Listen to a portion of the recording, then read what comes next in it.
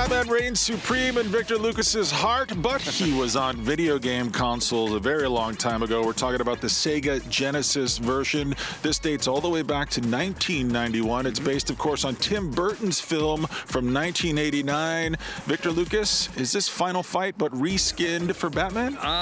No, it's not even that good. I think that there are other Batman games that are a lot closer to Final Fight. This was basically a port of the NES version of Batman, which was pretty solid for the NES. You could climb up like Strider up on buildings and stuff like that. The mechanics of moving around as Batman were a little bit too clunky for me to have a lot of enjoyment in it. I do like the sprite graphics, and I did like the update of being able to drive the Batmobile and the Batwing and a couple of side-scrolling shooter-type variations on the gameplay. And it's fun to go back because they've got all of these Michael Keaton and Jack Nicholson little sort of pixelated cutscene sequences. Which is something that, you know, you couldn't do on the Nintendo, but you could do when you got to the Genesis and the Super Nintendo. Yeah, there were more sprites available to the developers. Some more sprites. But it didn't look like the best that the Genesis was capable of. It looked pretty rudimentary, even back then, and especially now.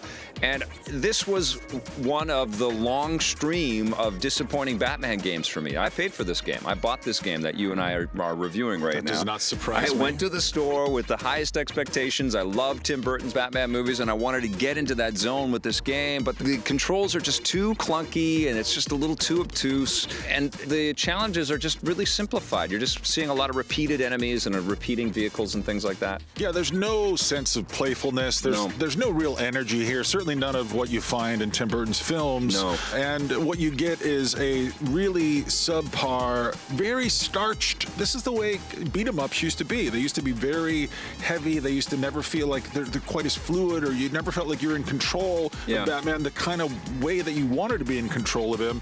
And, you know, there's not a lot of game here. There's some levels where you can drive the Batmobile and you can fly the Batwing. Is that what that's called? Yep. I don't know all these things. I have to start taking your VHS series of how to become a Bat fan. But I don't like this game. I didn't like it back in 1991, and I don't like it now. Yeah, and it's so disappointing because even today, when you go back, you still want to get that boost. You know, you still want to get that nostalgic Bat boost when you jump into something like this. And we have such a fondness for scrolling games on the Genesis and on the Super Nintendo. And this was a drag. This was a letdown. Part of it is just the really stark environments that look really empty. And you also can't help, but we can't have amnesia, pretend Rocksteady didn't make what they make. And it's just impossible not to think about how far video games have come in the last 20 years. And so, and this is really a testament to how far they've come. And how far they needed to come, especially when you have incredible characters for video games. I want to feel like Batman, and I do not in this game. Yeah, what are you giving the Genesis version of Sunsoft's Batman game? 2.